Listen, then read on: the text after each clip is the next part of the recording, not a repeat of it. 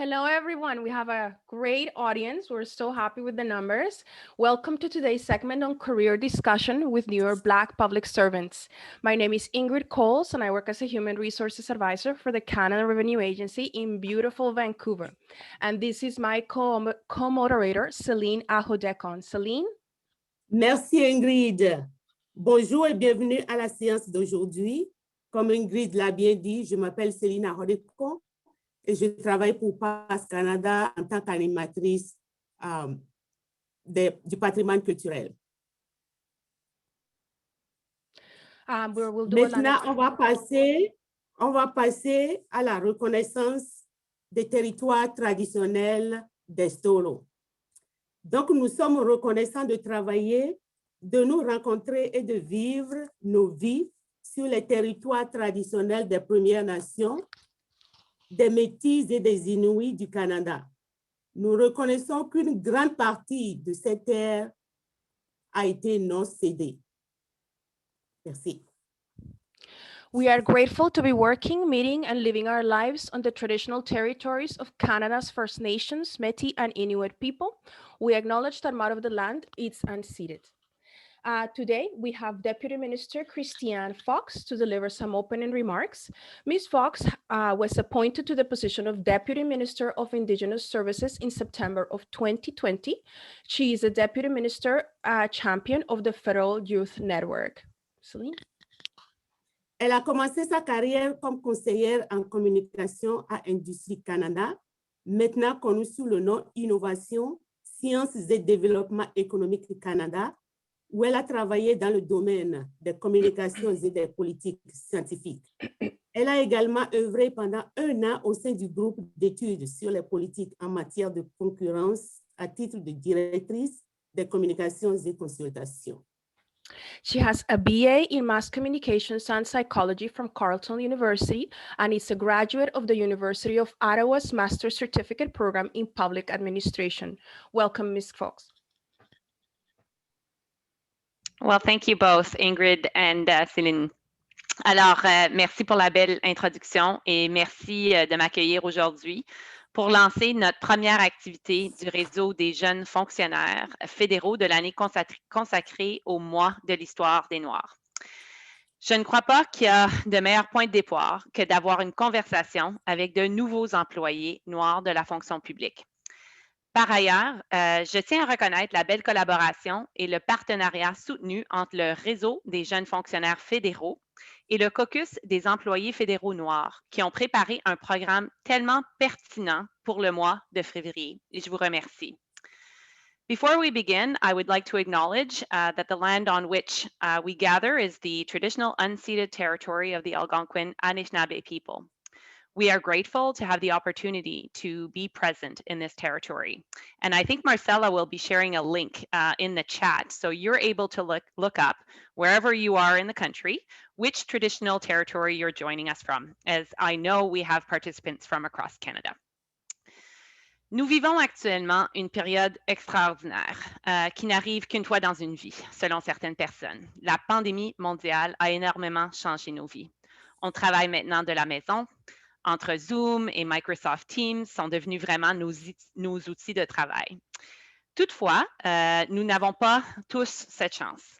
Nous devons reconnaître que la pandémie affecte de façon très disproportionnée les personnes les plus vulnérables, c'est-à-dire les Noirs, les Autochtones et les autres personnes de couleur, alors qu'elles poursuivent la prestation des services essentiels qui nous permettent tous de rester en sécurité.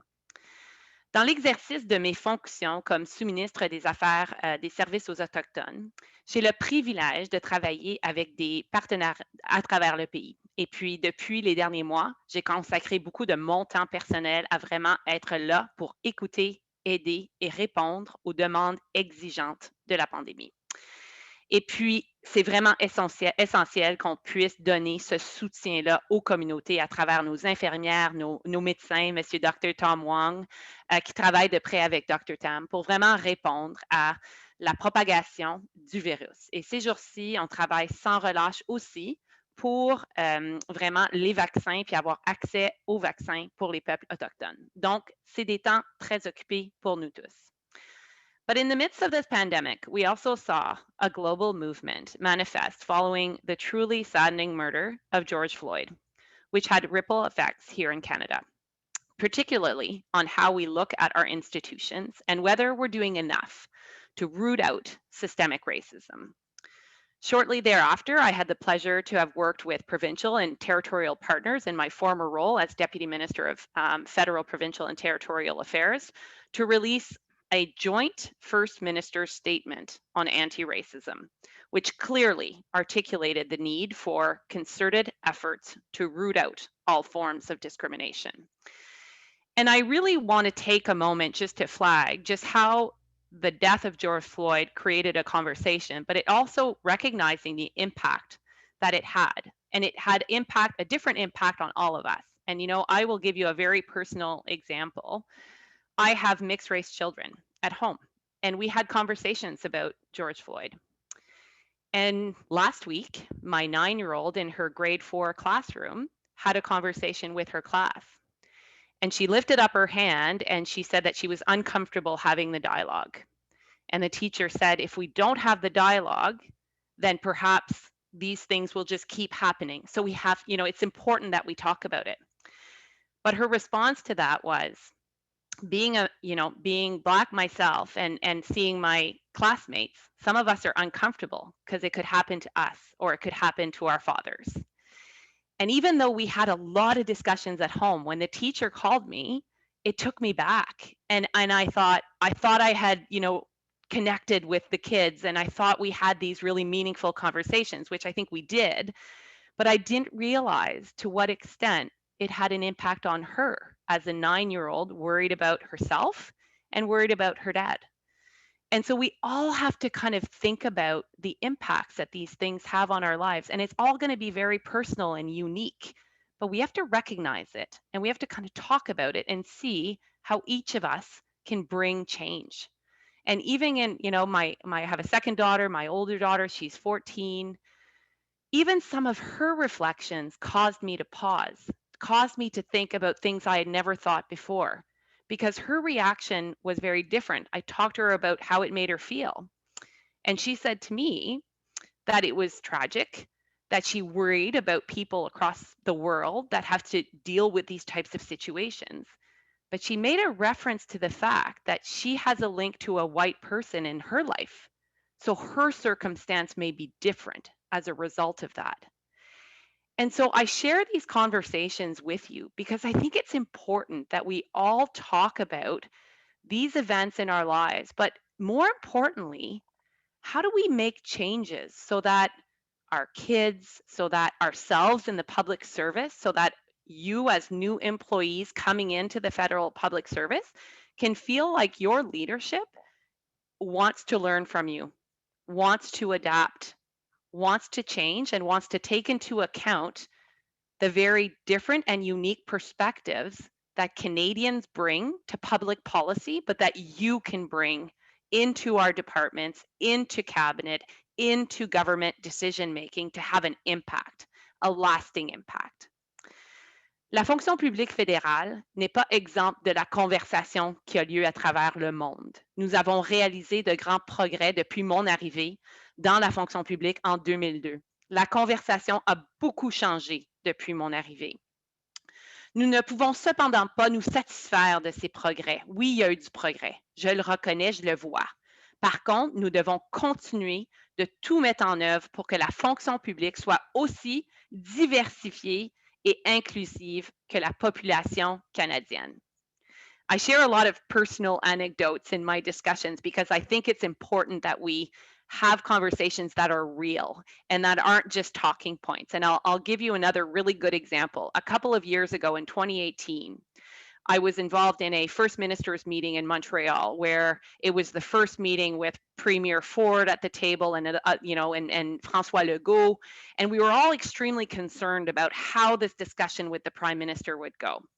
And it ended up actually going pretty well, and we got a joint statement. And at the end of the event, I came home and I had all these photos of the event, all the leaders around the table, all the public servants around them and the officials and the political staff. And my husband and my daughter looked at all the photos and they said, we only see one person of color in this entire group of people, which is the leadership of this country. And that was another moment where I reflected and I thought, we have to build a better, more inclusive public service. And it has to start with every hire and every conversation that we have around staffing and around mobility of talent and around recruitment and about empowering the public service that we have and the public servants that we have. So as new Black public servants, you're instrumental to this change. You have the opportunity to make a very real difference in the lives of Canadians by providing your perspective, your lived experience, your opportunity to influence policy and programs that can hopefully more fully meet the needs of our population. And our clerk noted it in his call to action.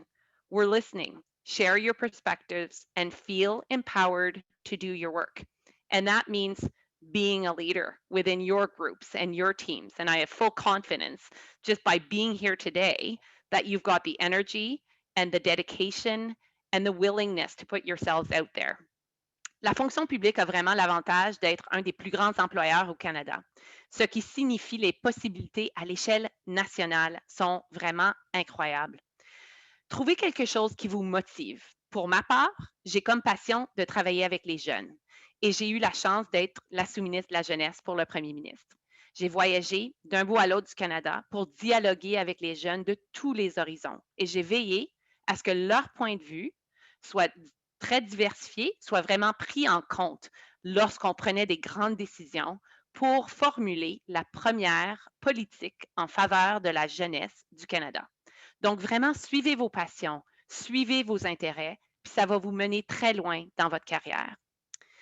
It's also really important to surround yourself with people who inspire you, who challenge you, who make you look at your work and think about it differently. Because if we surround ourselves with people exactly like ourselves, we won't actually achieve what we need to achieve. I come from a sports background, so for me, team means a lot. It means bringing people together. It means not always agreeing on the way forward, but having intense dialogue and discussions about what is that best outcome and how do we get there and how do we get there together. And I'll give you an example of I try to recruit people that have different skill sets or are different backgrounds, different perspectives than my own. And at Indigenous Services Canada, it's extremely important that we have voices of Indigenous peoples. But in addition to that, I think even within our office, it's really important that we have a diversity of views. For instance, I recruited a young man called Alazar, who was my financial analyst at PCO. He provided me with great advice on kind of the finances and the budgets. But I also saw in him a passion for youth issues, a passion for diversity, a passion for seeing a new type of public service into the future. So I recruited Alazar and we worked together on the Youth Summit. And then when I went over to Indigenous Services Canada, I brought him with me because I felt it was really important to have his experience, his passion, to provide me with advice on how, as a young Black public servant, he can provide me with kind of knowledge and experience and a perspective that I just wouldn't have. And so that is important for me as a leader. And that is part of the change that needs to happen. And it's not enough, but it's got to be, and you know, it's got to be instituted into our practices. And as a deputy minister, I have the opportunity to do those things, but we just have to do it kind of one piece at a time. So I'm thankful to get his advice and his guidance at Indigenous Services Canada, but it's not just about one hire. It's about empowering young public servants like you. I also want to talk about the importance of having champions, and we talk about mentors or coaches or role models, but I also feel it is important for people to champion our talent, and our young Black public servants need that champion to be able to continue with the progress and get that sort of platform that they need to really show and make change and be innovative. And I think that today's public service, again, I think allows for that change. Are we completely there? No. Do we have scope to improve? Absolutely. But I think there are channels like the Federal Youth Network, like the Black Caucus for the Federal Public Servants, that allow this voice and this opportunity to really shift the system. And sometimes it's kind of one little step, and then sometimes it's a really big step. And I think we all collectively need to do what we can do to do that. Il est clair que nous avons besoin de réunir autour de la table des leaders de tous les niveaux de la fonction publique qui représentent un peu notre riche diversité comme Canadiens. C'est une de notre culture, notre tradition, et puis on doit trouver une façon de vraiment incorporer cette tradition-là dans le cadre supérieur de la fonction publique. Et en tant que dirigeants, nous continuons de travailler avec beaucoup d'acharnement d'éliminer les obstacles qui existent actuellement à l'avancement. So as our panelists share their stories today, I want to encourage all of you to participate actively in the discussions happening at your departments. It's great that we're going to have this dialogue, and I look forward to it. But I think that you need to then take that back and empower your teams and bring it to the forefront of the conversations that you're in on a daily basis. And I think that we all have a role to play in that regard. And so share your stories, share your challenges and your successes. And then after, we can all sort of learn and advance and begin to make really, truly change within the federal public service. So I'm extremely, as you can see, passionate about the opportunities in the public service. When I go out and speak to young Canadians about what you can do with your careers, I always say, you could wake up one day and be working for the CRA and making sure that people get their tax refunds. The next day, you could be supporting the Canadian Space Agency. And then following that, you could be doing counterterrorism at Global Affairs or Public Safety. Like, where else in one career can you have those opportunities? It's within that public service, within our public service. We have a chance to do so much. We have a chance to influence. We have a chance to serve Canadians. And I truly believe that people like you who step up, who show up, who learn, who participate, who are leaders in your own right, are absolutely the type of people we need to make this even a better public service. And so I really want to thank you for your participation, and I want to learn from all of you so that I myself can be a better public servant. So thank you, merci, and I'll pass it back to Ingrid. Oh, I think you're still, you're on mute. C'est vrai. Merci beaucoup, Madame la sous-ministre. On vous remercie infiniment pour ce beau discours. Bon, maintenant, je vois des questions dans le Q&A. Donc, continuez de nous envoyer vos questions parce qu'à la fin, on va en parler, on va en discuter. On a des panélistes, puis Madame la sous-ministre aussi est là pour répondre à vos questions. Merci. Thank you so much, Ms. Fox. Those were really inspiring words, and I think a lot of us here feel very much alike. We're very passionate about this. So today we have 4 panelists joining us. They will share their experience around their career choices, the paths they have taken, as well as the obstacles they faced and how they've overcome them. So let's meet them. Ado and Imansi, could you please introduce yourselves? Hello, everyone. Can you hear me? Yeah. Hello, everyone. My name is Adjoa Jessina Mako. I was born in Ontario in a small town called Kitchener-Waterloo and raised in Toronto. I went to school in North York and ran competitive track and field and was pretty good at it, and was able to obtain a full academic and athletic scholarship at the University of Arkansas, which is in the US. I moved back to Toronto when I finished grad school and obtained my first government job through the Canadian International Development Agency at that time, CIDA. They were providing recent graduates international development experience. So I worked a year in Ghana, West Africa, returned home after a year, and have been working with ESDC ever since. I'm very excited to be here. Thank you for this opportunity, FYN, and thank you for this collaboration and partnership with FFBC.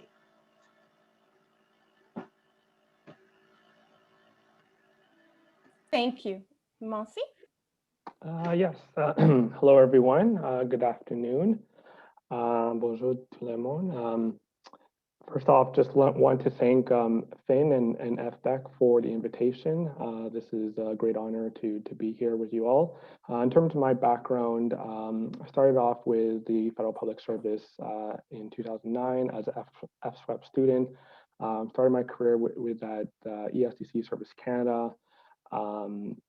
Worked in different business lines from service delivery, corporate strategy, and program delivery.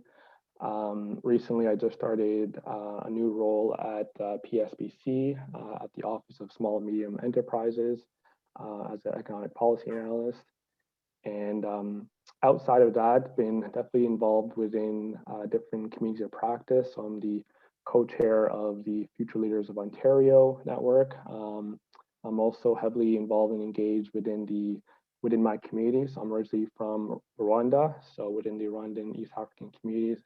And so I've been involved in leading different initiatives within that, as well as also interest within the startup space, innovation, and just community building. So definitely I'm excited to connect with you all and to engage on this conversation. Merci.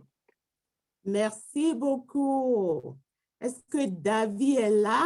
David, vous pouvez vous introduire, s'il vous plaît? Présentez-vous. Oui, bien sûr. Oui, bien sûr. Bonjour à tous et à toutes. Premièrement, j'aimerais aussi remercier les organisateurs et organisatrices pour cet bel événement. J'avais vraiment hâte. And also kudos to the music, the background music. I really enjoyed it. I was dancing in the background, getting ready for this session. So yes, my name is Davey. I use he, him pronouns. J'utilise les pronoms lui et il. Je vous joins aujourd'hui virtuellement des territoires non cédés des personnes du peuple algonquin-anishinaabe, ou communément appelé la région de la capitale nationale. Pour parler un peu rapidement de moi, je suis né à Montréal en 1993, donc oui, je vous divulgue un peu mon âge, d'un père immigrant jamaïcain et d'une mère québécoise. Ça fait un peu plus de 10 ans que je demeure dans la région de la capitale nationale. Présentement, je suis analyste principal des programmes au sein de l'unité de l'engagement des parties prenantes et de la relation avec le public au sein du secrétariat fédéral de lutte contre le racisme. Et je suis ici depuis le mois d'août 2020. Je suis également le coprésident du comité LGBTQ2+, de patrimoine canadien. Avant de me joindre à la fabuleuse équipe du secrétariat fédéral, au niveau substantif, j'étais enquêteur principal à la protection de la vie privée avec le commissariat de la protection de la vie privée du Canada. Et dans la dernière année qui a précédé mon départ, j'étais aussi conseiller stratégique et agent du renseignement organisationnel auprès du sous-commissaire à la conformité. Puis ma première expérience au sein de la fonction publique fédérale, c'était aussi comme étudiant FSWEP en 2012 avec le département de la Défense nationale. Et donc, ça fait un peu plus de 5 ans cumulativement que je suis fonctionnaire fédéral. Et avant de me rejoindre en 2016 à la fonction publique, j'étais travailleur social dans le domaine de la santé mentale et toxicomanie. Donc oui, j'ai très hâte d'avoir ce dialogue-là avec vous tous et toutes.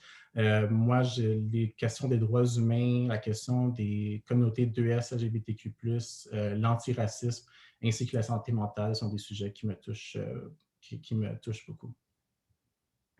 Merci, David. On a hâte de vous entendre. Est-ce que Lise peut se présenter? Lise. Bonjour tout le monde, mon nom est Elisabeth Martin et je m'appelle Lise Martin. Je suis née en France et j'ai grandi en France. J'ai décidé d'immigrer au Canada il y a à peu près 13 ans de cela. Je souhaitais tout simplement initialement apprendre l'anglais pendant 1 an. Je pensais que je pourrais devenir bilingue.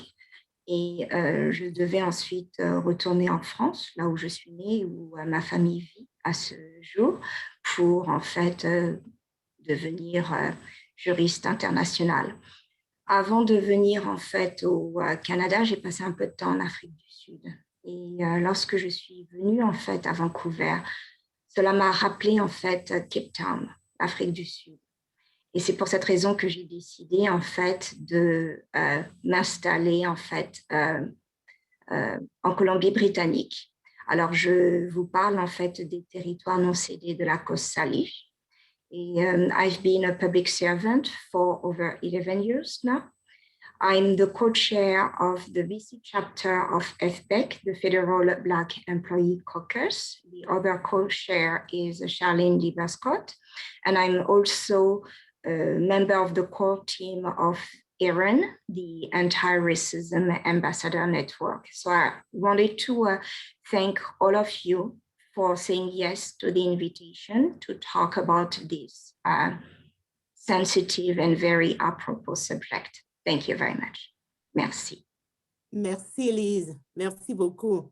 Merci d'avoir été des nôtres, tout le monde. On continue. Thank you so much, everyone. We're going to move on to our question section. This is a question that I know is has a lot of weight for all of our participants. So we would like to hear from all of you. Obviously, a lot has transpired in the last few months addressing social injustice for the Black community. We want to know, has this affected your perspective in your career goals? And if so, how? Emansi, maybe we'll start with you. Sure. Yeah, that's definitely a pretty loaded question. So for me, the first thing I would say is that over the past few months, I would say two things. It has been mentally exhausting and optimistic. I'll start off with the mentally exhausting because this is, I guess what I'm trying to say is that considering what has happened over the past few months with the murder with George Floyd and the conversations that have now resulted because of this, which is great to see that there has been a lot of conversations and dialogue on this. One part of me has been, and also talking with other folks, has been exhausting because this is something that many Black people have been facing for a long time, and we have been having these conversations for years, decades, centuries, right? So these conversations did not just appear, last summer, and so it's I would say disappointing in the fact that it had to take this point for us to start really having these open dialogue conversations about systemic racism, privilege, and this is something which hopefully that will not just be just a one-time dialogue, that this is something that could actually produce into action. So I am also optimistic in the sense that this is also an opportunity for which we could have open, frank dialogues. People could learn about systemic racism and the impact that it has, not just within the Black community, but within racialized communities here in Canada, because there's this tendency, as we all know, that to think that, I guess for so long, the narrative has been that this doesn't happen here in Canada.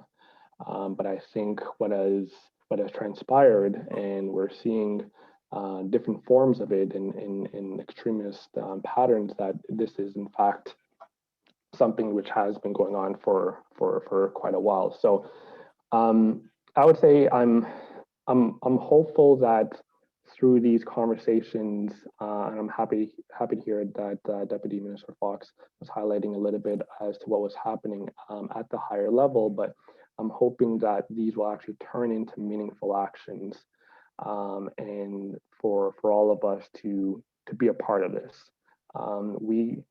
It should not be left for us to educate the world or to educate our colleagues on this, and we just want the support.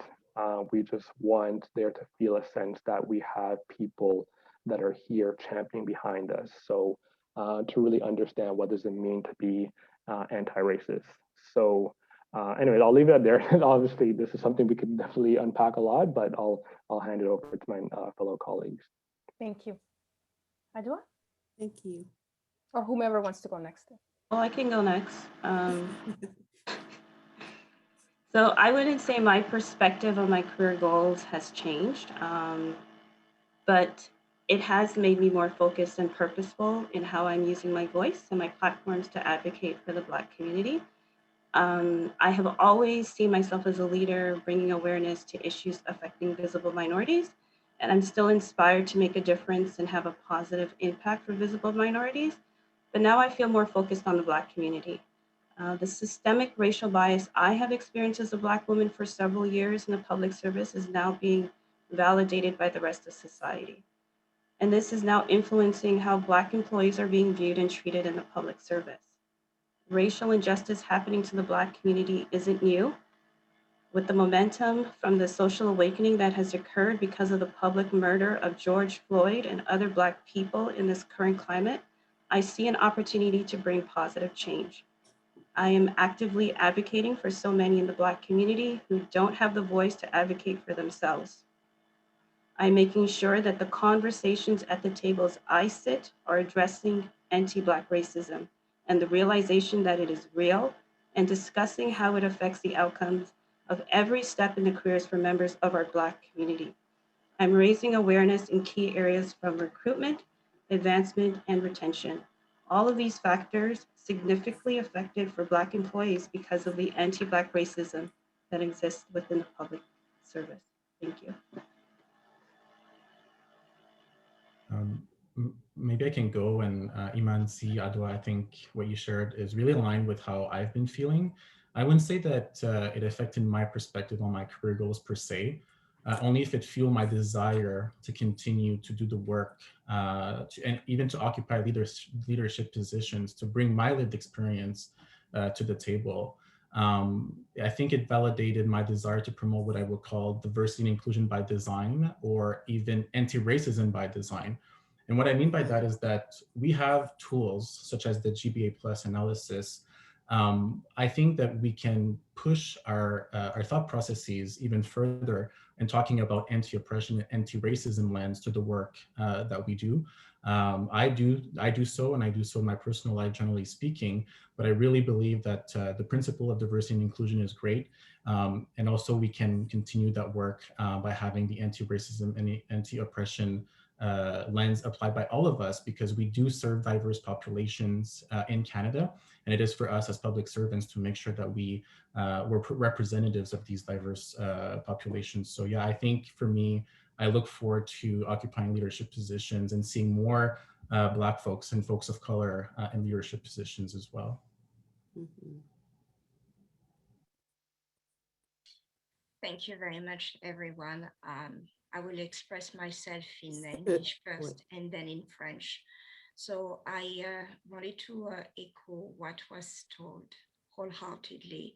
And I would like also to add my 2 cents. As I said earlier on when I introduced myself, I'm a core member of AREN, the Anti-Racism Ambassador Network. And I can sympathize and empathize with the plight of people of color suffering from racism. But I will also say that I am the co-chair of the BC chapter of FBEC, the Federal Black Employee Caucus. And what we focus on here is anti-Black racism. We have to acknowledge the particularity of anti-Black racism. And we have to get comfortable with those uncomfortable conversations. It is not something that only affects white people. We also have to address it within the visible minority communities.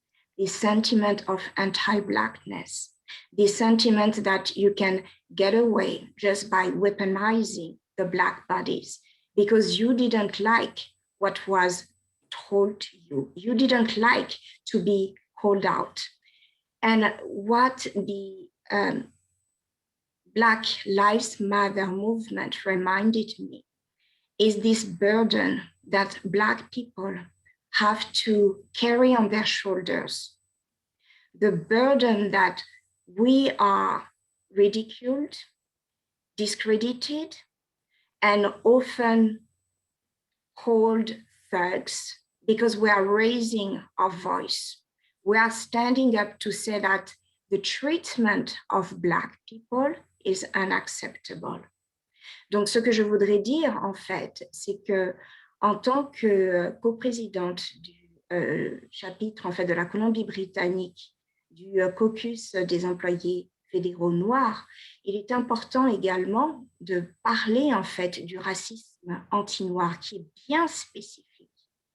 Parce que si nous voulons vraiment mettre fin à cette pandémie sociale et si nous ne voulons plus avoir à débattre de nouveau de ce racisme anti-noir, il va falloir en fait que nous en parlions clairement, sans aucune honte, et aussi bien dans la communauté blanche, mais aussi la communauté des personnes de couleur.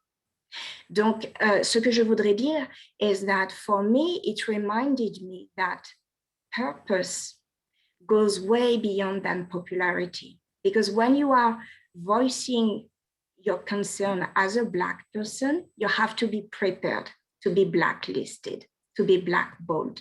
But what Colin Kaepernick reminded us, and what some iconic Black leaders like Madiba, Nelson Mandela, Martin Luther King, is that you will always be treated as a thug before history realizes that, in fact, you just wanted justice for all. Thank you. Merci, Lise. Merci beaucoup. La question qui va suivre, c'est « Parlez-nous d'un obstacle au racisme systémique que vous avez surmonté. » Parlez-nous d'un obstacle au racisme systémique que vous avez surmonté. En anglais, tell us about a systemic racism barrier that you overcame. Est-ce que David, pouvez-vous nous... Oui, bien sûr. Puis, je vais faire aussi un switch entre l'anglais et le français. So I'm going to be switching from English to French.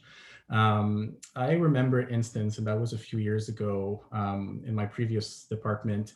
A senior colleague of mine approached me and asked me if I had checked the box when I applied, indicating that I was a member of a visible minority group. And I said, well, yes, I don't see why I wouldn't do that.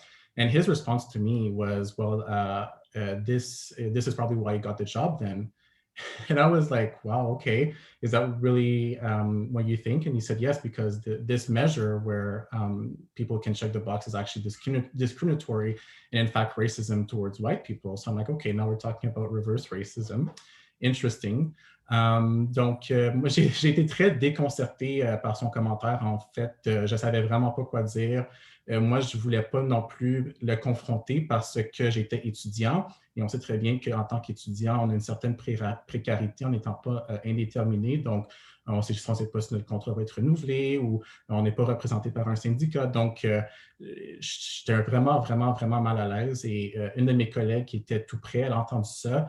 Elle s'est levée, visiblement très furieuse. Elle lui a dit carrément que ce genre de commentaire-là n'avait pas sa place du tout. Donc, moi, j'avoue que mon estime en a pris un coup. Je me suis remis en question, j'ai remis en question le processus d'embauche. Je dis, est-ce que c'est pour remplir un quota? Is it to fill quotas that I was hired? Or is it really because of what I bring to my role? Donc, finalement, j'ai mis mon pied à terre et je lui ai dit, écoute, je ne veux plus jamais que tu m'adresses la parole avec ce genre de commentaires. C'est inacceptable et je ne veux plus non plus que tu fasses ce genre de commentaires-là à n'importe qui est une personne noire ou de couleur par ailleurs. Et puis finalement, il s'est excusé, il a dit oui, mais toi, c'est pas le cas, mais I stand by what I said, even though if that's not the case with you. So in short, how I overcame it was pretty much to tackle it head on. But I have to say that I was so happy to have a colleague that was standing by, that heard that comment, that stood up for me. And so I just want to say that it's so important to have, when you see it, when you see something, speak out, even we need to have the allies that are there to support us. So yeah, very grateful for that colleague. And I wish not to have that experience again. Merci beaucoup. Est-ce qu'il y a d'autres personnes qui veulent intervenir? Do you have anybody else who would like to jump in? Adwa, please. I'll go next. All right, that is a great question, as this is something that is near and dear to me. As a highly educated Black woman, I experienced racism firsthand. I have a master's in education and bachelor degrees in economics and education. And despite the fact that I routinely scored top marks on performance reviews, I was unable to get ahead or promoted for 12 years. I would ask other Black public servants who were also trying to move ahead in their careers how long they had been in their job or their position.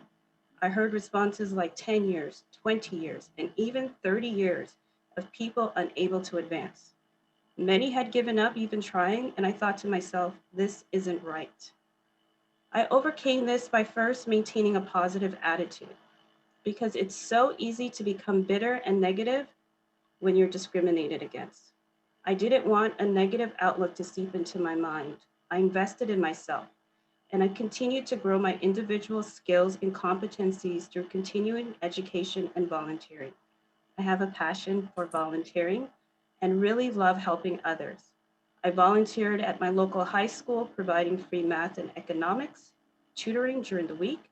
On the weekends, I would wake up on Saturdays and volunteer at an English literacy program for disadvantaged kids from poor neighborhoods who were struggling in English. I got involved and started trying to make a difference as a voting member of the Toronto District School Board's Equity and Policy Advisory Committee.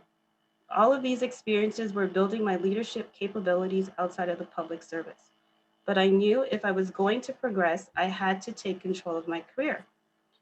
About 5 years ago, when I moved to BC, being new to the region, I started to look for opportunities to form relationships and develop my reputation in the public service. Once again, I turned to volunteering. I took on leadership roles with GovernX, which is a FYN chapter in BC, as co-chair, as well as the co-lead of Why Imagine's WT Steering Committee. And lastly, I'm the WT regional representative of ESCZ's Visible Minority Network and an executive committee member. So even though I was not getting opportunities to lead within my own team or to do stretch assignments or acting opportunities, these leadership roles allowed me to demonstrate my leadership capabilities. Additionally, I've taken courses on diversity and inclusion and leveraged my platforms with various networks I'm involved in to address systemic racism barriers, and I'm actively working on bringing more awareness to this issue across the federal government. Thank you. Thank you, Adwa. Merci beaucoup. We have one more? Sure. Yeah, I'll go. So similar to what Adwa said, I think what she talked about is definitely an issue that is faced by a lot of Black public servants across the board, and that I think that it even starts earlier on in the early stages in the school systems. There's this sort of perception of the low expectation that has sort of been that's been seeped into our institutions, and so when we come into institutions like this, again, it's having to prove yourself all over again, even though you could be 10 times more qualified than other of your fellow colleagues or others that are in the same area as you, but you're constantly just having to show yourself, to prove yourself. And I think that goes to some of our resilience as a people, and the fact that we are able to adapt to different situations. But I'd like to just make the point in terms of just unpacking it further, because I think in terms of overcoming systemic racism, I think that's something which is still an ongoing journey. So I think some may make the assumption that if you have a seat at the table, someone that looks like me, that they have overcome systemic racism. I would like to suggest that systemic racism is something that cannot be overcome by a single individual or a few individuals, because at the end of the day, as a Black man, when I'm walking down the street or driving in my car, they do not see the title on my forehead. They do not see my skills or my accomplishments. Also knowing that one of the survival strategies for racialized individuals within institutions is code switching.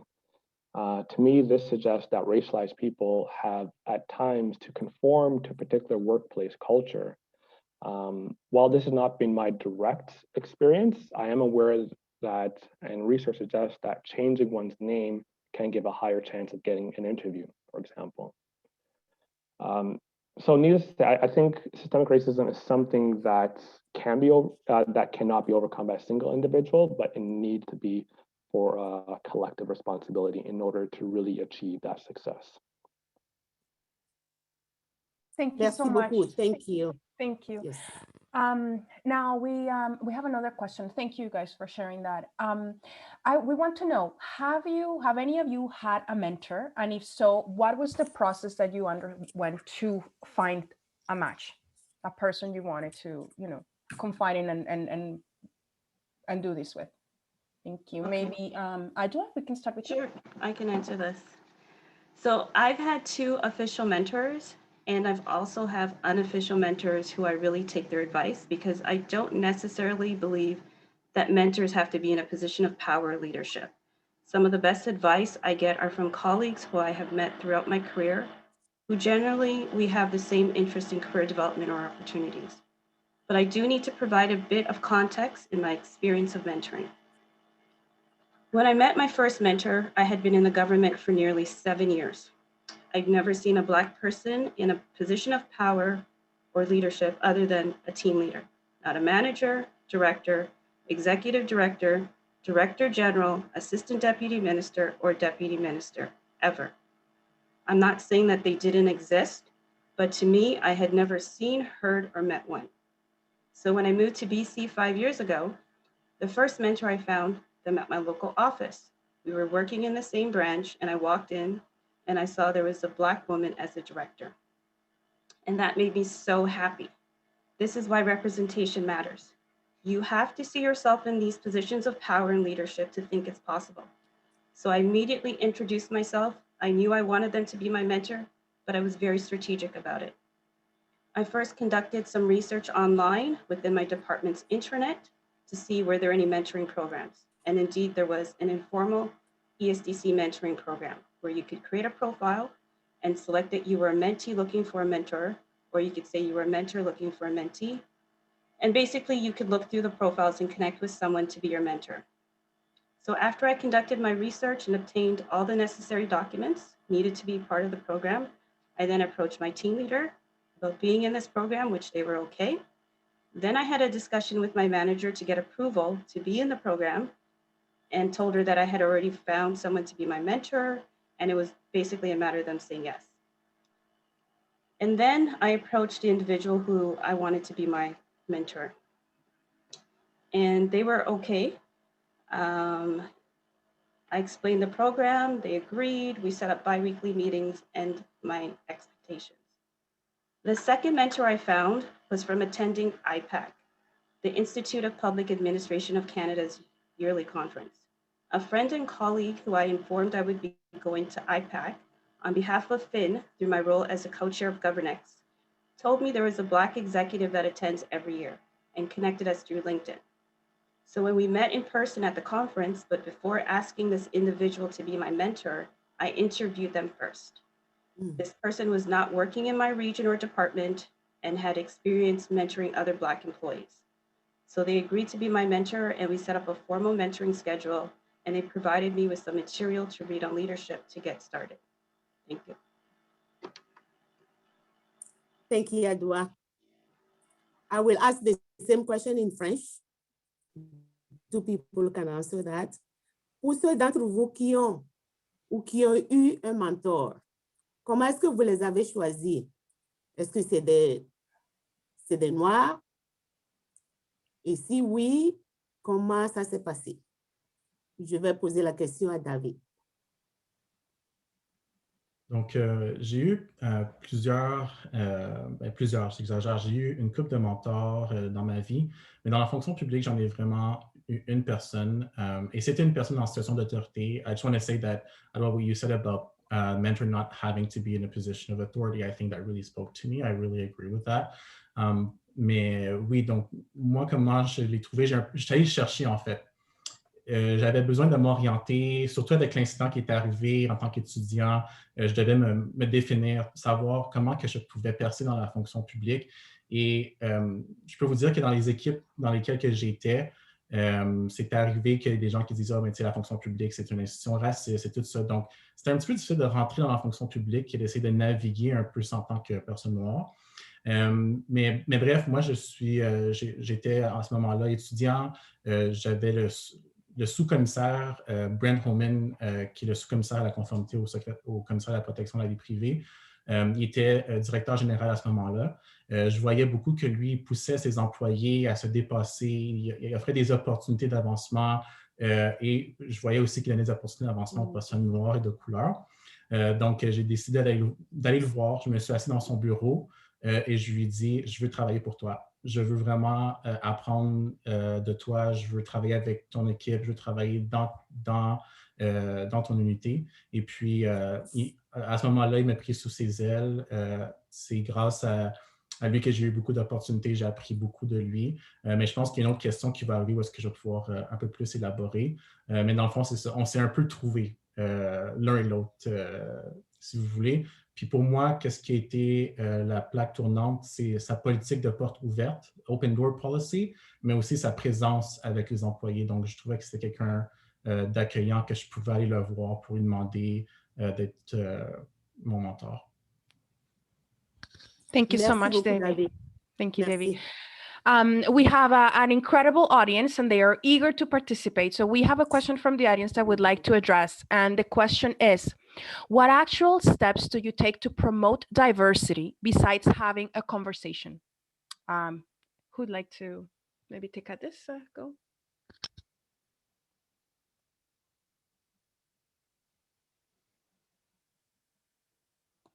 Maybe did I want me to translate that in French, or what are the steps you take to promote diversity? Can I ask a follow-up question? Are we talking about within the public service or like service delivery to Canadians or people in Canada? I think maybe both, David. They didn't specify, but I mean, this is something that we could, I'm sure we could apply in different platforms in our lives. So do you want to? I think, if I may, I would go back to the question, to the notion that I spoke about earlier, which is kind of diversity inclusion by design. And what I really mean by that is that in the work that we are doing, whether it's policies, whether it's program, even if it's lawmaking, is to always think about applying anti-racist and anti-oppression lens to the work that we do. And I think that we also have to celebrate the small wins. Change takes time, but sometimes I know, myself being an advocate, sometimes I want things to change right away. I'm like, it needs to change now. But sometimes I think the small wins and the small steps, even though we might not see the change right away, or it takes a long time, in the end, in the medium to long term, I think there is going to be some concrete change. So yeah, I think it's the dialogue, but it's also how do we apply that in the work that we do. Thank you. Liz, would you like to add a few? Thank you very much. What I would say for me is if you want to move from the conversation to action, you need to track the progress. You need also to set up some accountability and some metrics, because otherwise it will be just talk. And you know what we say about talk, actions speak louder. So I would say also it is important, if you want true diversity, is to do an audit and see who is at the table, and people who are invited to have a seat at the table. What happened to their suggestions, to their ideas? Are they implemented, or is it just window dressing? Because otherwise it becomes tokenism. So I would say that if we want true diversity in the public service, we need it at all levels. Entry level, because it is what will guarantee the succession, but also at the middle levels, the managers, because they are the future executives, and they are also the influencer, the connectors between the executives and the entry level. And we also need it at the executive levels, but we need to make sure that they have a true power and that their yes can be translated into such things. And one thing that is important also, because we talk a lot about promoting Black talent, it is important, but you cannot move from a CR3, for instance, to a director level if you are not even given the opportunity to have some acting team leader positions. We have to be realistic here. So if you are not given the opportunities to stretch your skills, like Adwa was saying, how do you want to move up?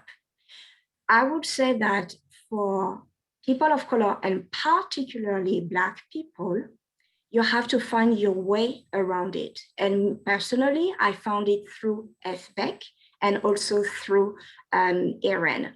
So find some ways to volunteer, to stretch your skills, and get those assignments that you normally should get through the work, but because of the systemic racism and because of those barriers, you don't have access to them. But I can tell you that your boldness, your resilience will not stop you. People can slow you down, but they will not stop you. And a very important thing, be yourself.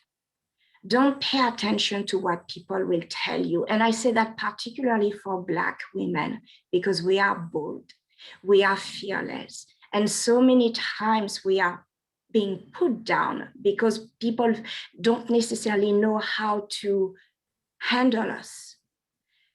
Be who you are. You don't owe anything to anyone. Keep your chin up and let's put and keep this agenda moving, because we are not going anywhere. Changes is coming. We won't stop. Thank you. Liz, thank you so much. I would like to extend this question to Ms. Fox as well. We want to know, the question was, what steps do you take to promote diversity besides having a conversation? But we want to know from your perspective, Ms. Fox, what is being done at a more senior management level with directors, CGs, etc.? So I think it's important for all of you to know, although we have not gotten the results at that kind of deputy minister's table. I think we recently appointed Caroline Xavier, ma collègue du Bureau du Conseil Privé, as the first Black female deputy minister. And so we have not gotten to where we need to be. And so that conversation absolutely happens at, we have what we call deputy ministers breakfast once a week. It's not really breakfast, but it's a meeting usually in the morning. But it's about sort of these core kind of public service issues, whether it's, discussing the pandemic or discussing major events but diversity in our recruitment strategies and how we actually measure our results is front and center in that conversation in a way that it has not been in the past. So I do think that it's a conversation, but there's also an expectation now in our performance management agreements with the clerk that we actually take that responsibility of recruitment and talent development in a different way. And now we will be measured on that. So that is different than what it was in the past. Like when I first became a deputy minister in 2017, this, these very specific requirements weren't in my PMA. They now are. So that changes behavior. And you don't necessarily want it just to be done because of a PMA. You want it to be done because it's the right thing to do. You want it to be done because leadership understands the importance that we will be better as a result. But I do think sometimes the system needs to shift by being very deliberate about how you get those expected behaviors. But some of our panelists have made excellent points around sort of being supported in kind of early in the career, right? Like right now in my career, I need very different supports than I did as a young woman in 2002 when I entered, right? So I think we need to think about that, and our strategies have to be about how do you champion and support young public servants to have opportunity? How do you both recruit and do your talent development? And when I hear about people staying in the same job for 10 years and not having an opportunity for an acting assignment or a stretch assignment or an external learning opportunity through the public service, that's disappointing, because that is how you develop and grow. I always say to learn, you actually have to be outside your comfort level. And once you're outside that comfort level, you learn. And the fact that these opportunities aren't happening is, you know, I'll take this back from today's conversation because that's worrisome to me. And then there are things that we need to do. And sometimes we say to ourselves, we need more diversity. And some of that is about fostering the talent we have within. But that conversation has to extend to how do we recruit externally to bring that perspective into the government. So young public servants see people like them in leadership positions. And I find that in Ottawa, we tend to say, well, they don't really get cabinet. And yeah, they ran a large corporation or they were a VP of sales in this particular industry, but do they get how cabinet works? It's not rocket science. They'll learn, right? Like we have to extend that opportunity to have a porous public servant that has talent coming in and out of it so we can grow and be better and have a different way to look at it.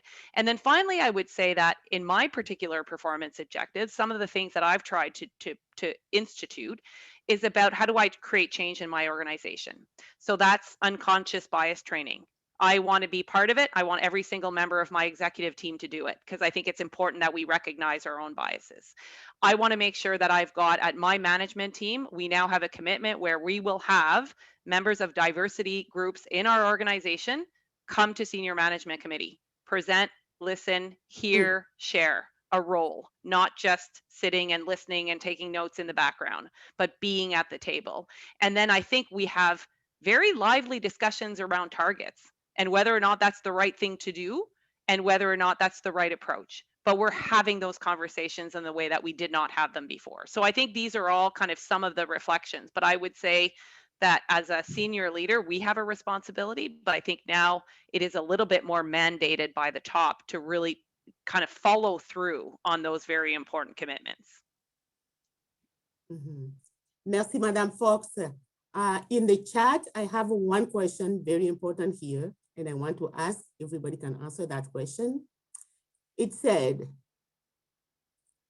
as a Black student, one of my only ones in my sector, it is difficult to not feel like a quota when it comes to being hired.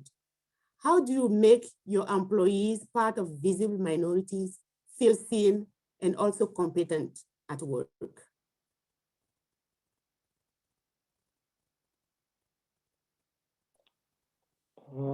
I think I could start off and answering that. So I think one of the first strategies is to first identify that there are that this person could be the only person from that group that is on your team, but in the same sense to foster an environment where they could bring their whole selves. And so part of what I was mentioning before about the code switching is because, you know, having to feel as if we cannot be comfortable within a certain setting.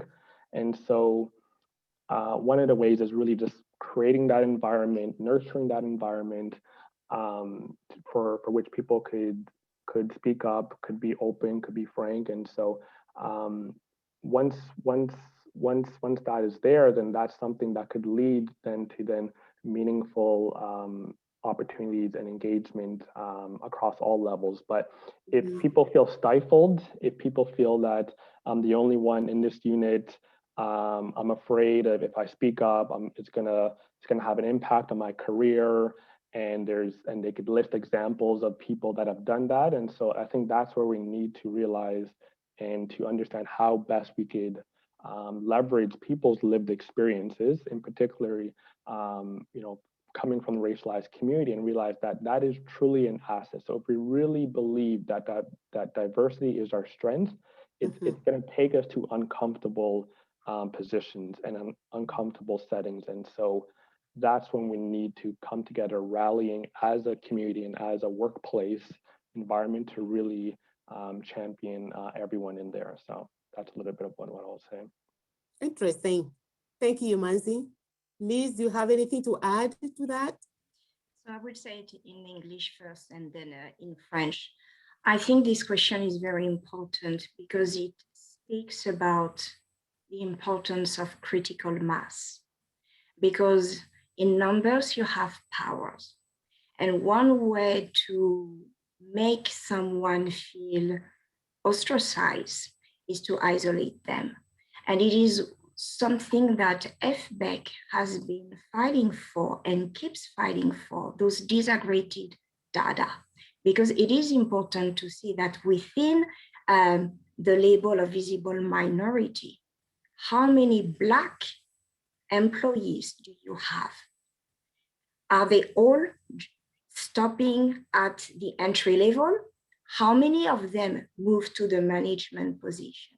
How many of them move to the executive positions? How many of them leave and why? That's the reason why those disaggregated data are critical. And the other thing is, c'est important en fait de se sentir représenté et de se sentir soutenu. Parce que de cette façon, vous n'avez pas peur en fait des rétributions, vous n'avez pas peur en fait des menaces.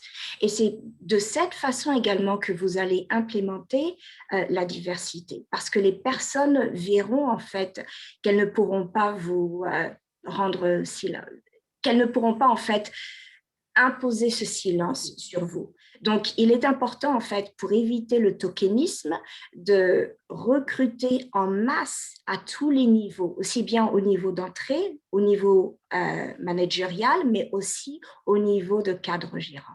Merci. Très bien. Merci, Lise. Thank you, Lise. Est-ce que... Can I just add to that? David. Oui, I just wanted to add to what my friend said. I would say, because I've been there as a student, wondering if I was a quota because of the comment that a colleague had made. But really, I would say to take up space. I feel like, us Black folks and even people of color, because of internalized racism, we think that we have to take a back seat, but we have to go and get it. We have a right at the front seat. And the second thing I would say is that build your network. Build your support systems. There are many networks within networks in the federal public service that you can join. FBEC is a good example. For me, I am very heavily involved in queer spaces. And so I think that maybe you feel alone in that small team of yours, but there's so many networks that you can be part of and you feel like you can belong. And yeah, just don't give up. And as I said earlier, appreciate the small wins. You might think you don't have a big impact, but when managers and executives are there and listening, they will. My experience is that they will listen and do something about it. Sometimes it's a bit more difficult, but that's why we have to keep pushing. Thank you. Merci beaucoup. Merci.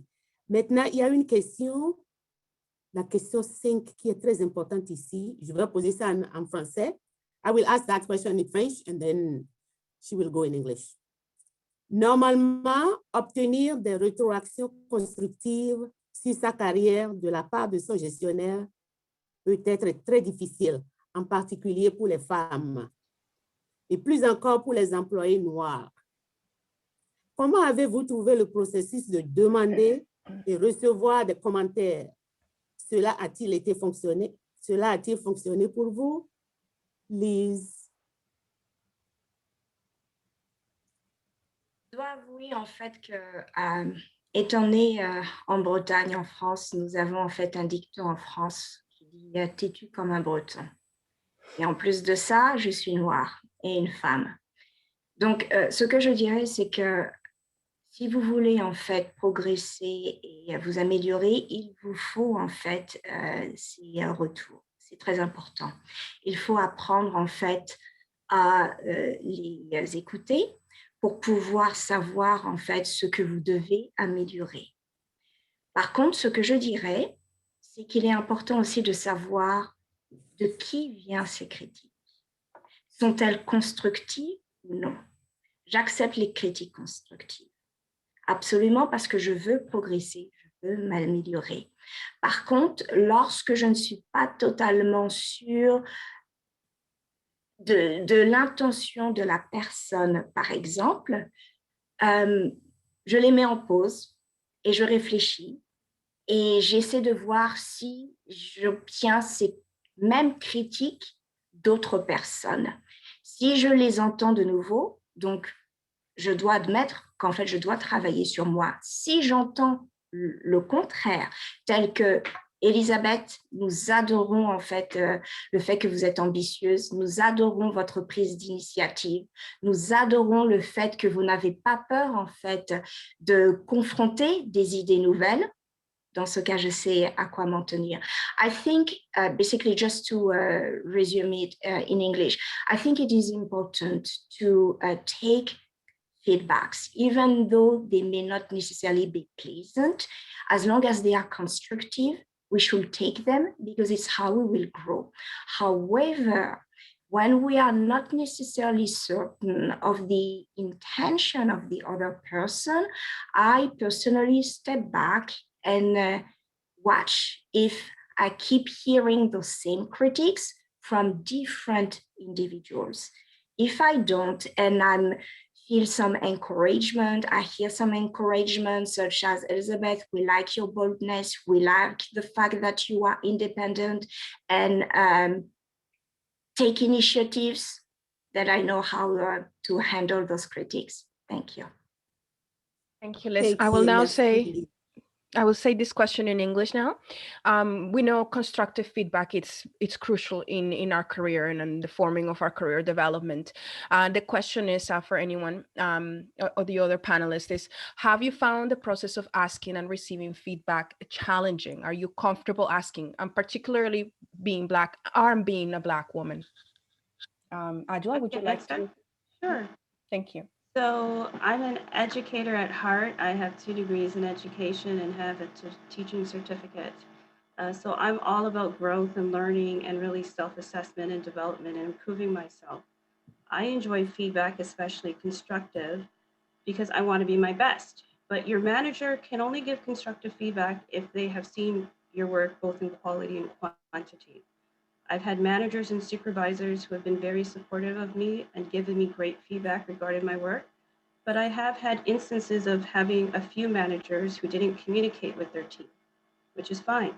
I received great constructive feedback from my supervisors, which has been positive. Constructive feedback for some women and Black employees can feel like it is coming from a bias. What I would change is make performance reviews less subjective or open to areas of interpretation.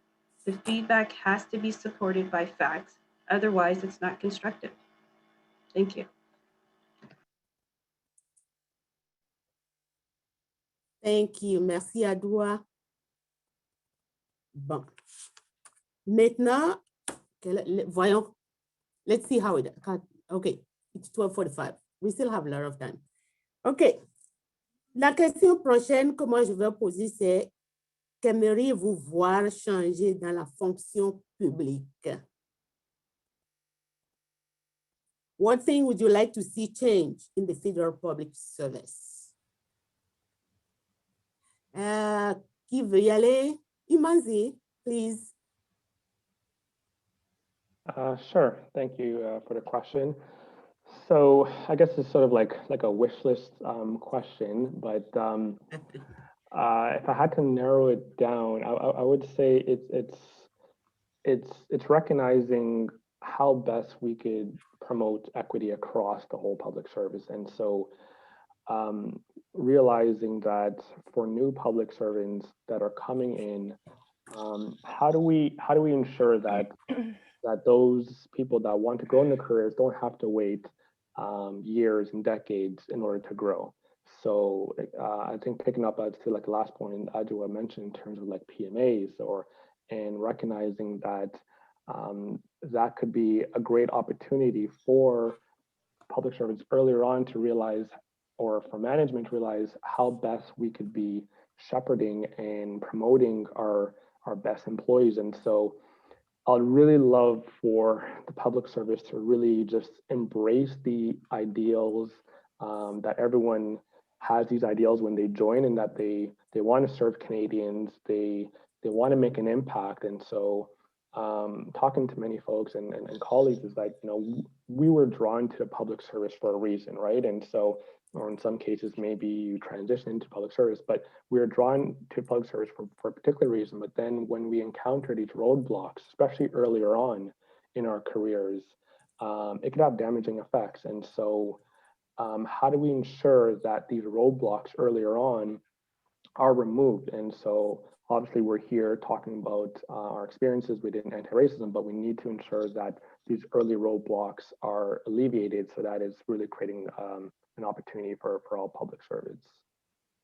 Thank you, Mansi. I believe, Liz, you would like to speak to this as well? Thank you very much. So what I will say is I applaud Deputy Minister Christian Fox, who is taking some time off her busy schedule to attend this event. That speaks volume. That speaks volume because it's Black History Month, and not every Black employees are given time to celebrate Black History Month. And actions, as I said, speak volume. So thank you very much. And I also wanted to say something that she mentioned earlier on in the introduction. She spoke about Al-Azhar. And it is something that we Black employees and people of color, but particularly Black employees, are craving for. You have an incredible pool of talent that is untapped. They are just waiting to get an opportunity to show you what they can do. And they are sitting. Nothing is happening for them. So what I would say is when it comes to Black employees, mentorship is not the best suitable way to promote them. Sponsorship, as you did, Deputy Minister Fox, you see talent, you grant them stretching opportunities, and they can show you that they will not disappoint you. And that is critical because unfortunately, we are in a system where we go by the best fit. What does it mean, the best fit? Shouldn't it be the most competent individual who is able to sustain the disruption, that is able to hold their ground despite whatever is thrown at them? Isn't it what we should promote? Those people who will not hunt their hours, but will work wholeheartedly. Isn't it what we should be promoting? Those people who will tell you what they think, even though they know that it is dangerous for their career, but by the same token, they will have your back. Isn't it what we should promote? So what I would say is this culture of the best fit, of the nice team player who is not necessarily nice with Black people, that should be reviewed. And I would say also the way that we manage the intersectionalities and the conflict resolutions, because unfortunately, when we work in teams and you rock the boat, rightfully or not, but you rock the boat like Black Lives Matter, how are you labeled? And particularly when you are Black. So I would say that that is important, particularly in the public service where we want to represent all demographics, but we also want to be innovative. Who would have thought 1 year ago that most of us will be working from home? And yes, we are doing it, which means that it's not necessarily going with the status quo, but rocking and shaking off what needs to be dismantled and reconstructing something that is better. Thank you. Mm-hmm. Thank you, Liz. Well said. Okay. Thank you, Liz. We'll move on to the, our audience is dying to ask questions. So we'll move on to the questions from the audience. Please use the Q&A function. Chat, please. Celine? Oui, s'il vous plaît, posez des questions dans la section Q&A. Donc, dans la langue de votre choix, en français ou en anglais, on va se débrouiller avec ça. The first question is... On a une question ici. I'm sorry. Okay. The first question is, what are the best things that non-BIPOC allies can do to help support BIPOC colleagues? Have you seen positive examples of allies who have supported you face these challenges? Who'd like to go first?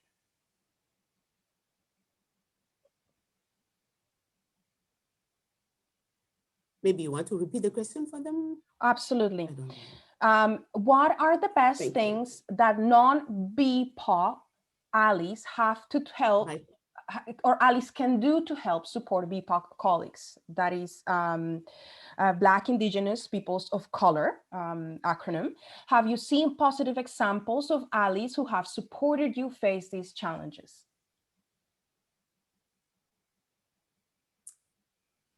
On peut demander à Adwa, non?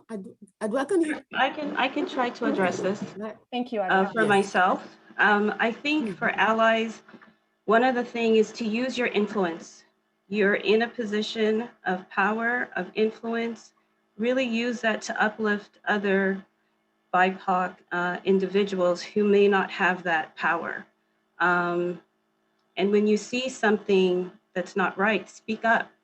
Because oftentimes, when we go through a situation, we feel very hurt and isolated and alone and nobody to turn to. So if we have an ally who's there to say, hey, this is wrong, whatever happened in a meeting, that was not right.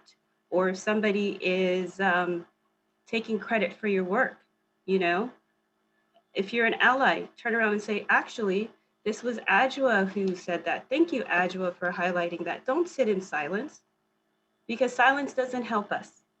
Okay, it's all about action. If you want to be an ally, you have to take action. For myself, I've had many allies who have come to me when they've seen things happen and said, no, this isn't right, Adjoa. And they've actually stepped up and said something. And to me, that means more than anything else, is stepping up and saying something. So if you really want to be an ally, it's about action. And you will be surprised what standing up for something will do to someone, how that will affect their outcome. Merci, Adwa. Thank you, Adwa. Anybody? David, do you want to try? I mean, Adwa spoke so beautifully about it. I would definitely, building on Liz's comment about intersectionality, I'm a queer Black man, and so there's different challenges that I will face. And so I think that for me, allies, and I've done presentations on allies where I did prone the intersectionality, just because my identity is multifaceted, right? And I think it's important for people to realize that. And, we can talk about homophobia and transphobia in the public service, because, that also exists. And so I would say, like, for allies to stand up, not only when they see instances of racism, but also homophobia, transphobia, but also looking at the intersections of those identities. So I hope that made sense. That's what I would add to that. Thank you, David. Merci beaucoup. Je pense que le temps passe très vite. Oh, time is flying. My gosh, we are almost there now. Okay, so what else do we do? Yeah, one more person, and then everything is so interesting. I'm listening so well. Okay, let's have one more question. Not a question, but let's get one answer from one person, and then we will wrap up. Who would like to go? Imanzi, please. I guess in terms of the last question? Yes. Okay.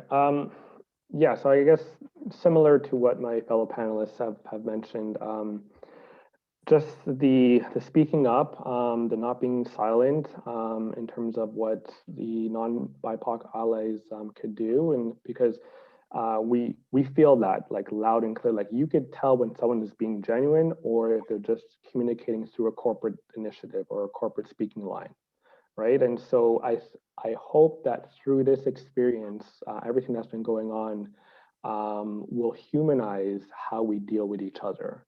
Will not look at each other as numbers or stats, and of course that we do know that that's the course of our work and internally, but as we come together, like, let's realize how best we could be supporting each other, championing each other, sponsoring each other. I think is a big thing. And so realizing that this is where we need to go to, and just supporting it. So that's something I would say. Thanks, Imanzi. That's so well said. We want to thank you all so much for your questions. The audience has been fantastic. Our session is coming to an end. So today we would like to have Charlene Liverscott do our closing remarks. Celine? Yes. Charlene, is she? Charlene. Would you like to do the closing remark? Yes. Charlene, you have the floor. But before that, I need to say that we have more programs coming up. We have a lot of events. So on February 18, please join us as well for discussion on notre discussion de carrière avec les hauts dirigeants noirs. Et puis le 23 février, le racisme anti-noir et son impact sur la santé mentale. Joignez-nous. Please join us. On February 18th, we have discussion with the managers, the Black leaders, and it will be fun. They will be talking to us. And then on February 23rd, we have racism and anti-Black racism and its impact on the mental health. That one is very, very important. Please join us, sign up. You have the link, and we cannot wait to see you there. Charlene, are you with us? Yes, I'm here. Thank you, Charlene. Okay. Thank you, everybody. My name is Charlene Liebert-Scott. I work with the Canada Energy Regulators as one of their labor relations technical advisors. And I just wanted to just extend my gratitude and joy for this event. I hope everyone did enjoy the event themselves, and they will be able to participate in other events. There's two takeaways I do want to just remind people from the event from today is that this is not just Black employees' fight. This is a fight that everyone needs to stand up and take action and make sure that their voices are heard, because we cannot be a productive public service and deliver on services to our Canadians if we are not a respectful public service with each other and with others. And so I want that one, that's one takeaway. And the second one is it was actually quite powerful. We deserve to be here. We passed our exams, we passed our assessments, we got into the door, and it makes absolute sense in order to be that productive and respectful workplace that we be represented at all levels. And so it's our responsibility to make sure that as management, we make those stretch assignments available to those who are wanting to make a significant contribution to the public service. I want to thank Deputy Minister Christian Fox for joining us today providing open remarks.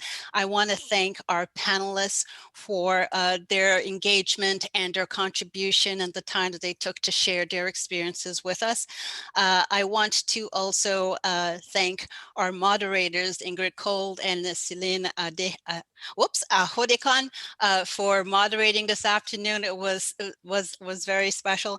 And I also want to thank these two individuals, because without them, this would not have happened. Marcela Popovich and Liz Martin, who did the work behind the scenes. You have no idea how much work went into this, and they were our little guardian angels. So they made this happen, and kudos on them for stepping up and making us look great today. I did mention earlier, I'm also Liz's co-chair on the Federal Black Employees Network for the BC chapter, sorry. And I wish you all a wonderful afternoon. And I do hope that you're able to join us on February 18th again, and February 23rd for our joint FBEC and Federal Youth Network partnership events. We are very grateful for today. Thank you very much for joining us. Thank you, Charlene. Thank you, everyone. What a wonderful session. Thank you so much. And everyone, have a wonderful day today.